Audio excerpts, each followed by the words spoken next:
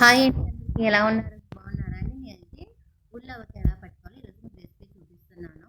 ఉల్లావకాయ అంటే ఆవకాయని ఉడిపే ముక్కల్లో కోసుకుంటాం అనమాట. ఒక సేరు ముక్కలకు వచ్చేసి పావు కేజీ ఉప్పు, పావు కేజీ కారం, అలాగే 100 గ్రాముల ఆవపిండి, 25 గ్రాములు వచ్చేసి మెంతిపిండి అండి. అయితే సగం మిక్స్ చేసుకోవాలి, సగం మెంతులు ఉంచుకోవాలి.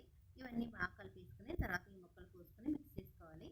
ఉప్పు, కారం, ఆవాలు, మెంతులు బాగా కలపాలండి. కలిపిన తర్వాత మిక్స్ చేసుకుని నూనె సరిపోయిందా లేదా చూసుకోవాలన్నమాట. నేను ఎలా కలుపుతున్నానో ఆ విధంగా కలుపుకోండి. ఎంత ఆవకాయ పెట్టడం రాని వాళ్ళకి కూడా చాలా సింపుల్గా 10 కాయలు తెచ్చుకుని ఇలా చేసుకోండి.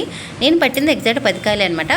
ఇక్కడైతే నాకు నూనె తగ్గిందని చెప్పి నేను కొంచెం నూనె వేసుకున్నాను. నేను కూడా ఫస్ట్ టైం కలుపుతున్నాను, ఎందుకంటే ఇప్పటి వరకు నాకు అమ్మాయి చేసింది మొత్తం. కాకపోతే ఇప్పుడు నేను ఈరోజు ఇంట్లో ఉన్నాను చెప్పి ప్రాసెస్ చేస్తున్నాను. కలిపానండి, మిక్స్ అయిపోయింది. ఉప్పు సరిపోయింది లేదో చూస్తున్నాను. తర్వాత ఇదైతే డబ్బాల్లోకి తీసి దాసేసుకున్నాను.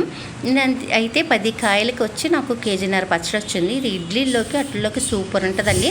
కానీ ఇది 3 months నిల్వ ఉంటుంది అనమాట. ఇది మనం 3వ రోజు తర్వాత మళ్ళీ ఒకసారి తీసి మొత్తం పల్లెంలోకి వచ్చి మిక్స్ చేసుకొని కలుపుకొని మళ్ళీ డబ్బాల్లో పెట్టేసుకోవడం అండి. ఫ్రిడ్జ్లో పెట్టుకుంటే రెడ్ కలర్లో ఉంటుందని అందరూ ఇప్పుడు ఫ్రిడ్జ్లో పెట్టుకుంటున్నాం కదా. లాస్ట్లో ఇంకా ఫైనలీ అన్నం ఇలా కలుపుకుని తింటే ఎంతమందికి ఇష్టం. నేను, మా పాప, మా అమ్మ ముగ్గురం తింటున్నాము. ఇలా ఇది టేస్ట్ అయితే మర్చిపోలేం కదండి. వేడివేడి అన్నం కొంచెం లాస్ట్లో కలుపుకొని తింటాం కదా. టేస్ట్ అయితే సూపర్ ఉందండి. 3వ రోజు తర్వాత కూడా మీకు మళ్ళీ చూపిస్తా. బాయ్ అండి.